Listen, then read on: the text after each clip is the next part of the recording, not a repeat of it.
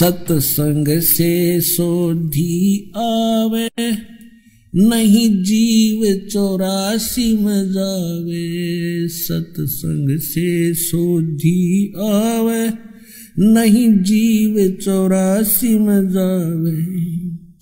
अब मेटो द्वेष और राग, हो राग या उम्र बतेरी जाली। अब मेटो द्वेष और राग, हो राग या उम्र बतेरी जाली। अपनात्मा उस समय परमात्मा ने अपने तत्व ज्ञान का प्रचार किया। आदरणीय धर्मदास साहिब जी को वो मिले,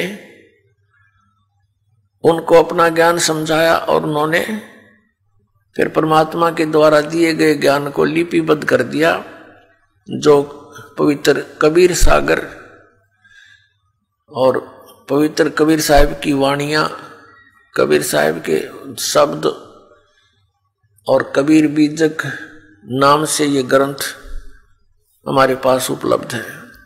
प्रसंग है कि हम यहाँ ऐसे लोक में रह रहे हैं जो रहने योग्य नहीं है। और हम रह क्यों रहे हैं? क्योंकि हमारा नशा घना कर दिया इसने, और अज्ञान इतना भर दिया, हमारी बुद्धि को इतना सीमित कर दिया कि यही आपका काम है। संतानोत्पत्ति, परवरिश, इनका विवाह, फिर मृत्यु, फाइनल काम तेरा। अब परमात्मा ने आके बताया तेरा काम तो तूने स्टार्ट भी ना किया, जो करना चाहिए था आपको, उसकी तो शुरुआत भी नहीं हुई। और यदि किसी ने शुरुआत भी की है तो शास्त्र विधि को त्याग कर वो मनमाना आचरण है, वो व्यर्थ है। पुण्यात्मा, इस मनुष्य जीवन का एक का काम है, ओनली एक, इसका जो असली काम है केवल एक है, परमात्मा की भक्ति करें और शुभ कर्म करें जितने बन जा। ये शुभ कर्म हमारे अंतःकरण की सफाई के लिए होते हैं और पापों से बचाने के लिए होते हैं। इस सारे प्रोसेस को अपना कर हम सतलोक जाएंगे। कौन कौन से हैं? सत्संग श्रवण करना, परम संत की खोज करके उस परम संत से उपदेश ग्रहण करना। नकली गुरुओं से कोई लाभ नहीं होगा। पांचों यज्ञ, ये पांचों यज्ञ जो हैं ये शुभ कर्मों में आते हैं, और उस सतनाम का स्मरण और सार नाम की प्राप्ति, ये मनुष्य जीवन का कर्तव्य है। अपनात्माओं, सतनाम का सुमरण और सार नाम की प्राप्ति, सार नाम की प्राप्ति के योग्य आपने बनना पड़ेगा।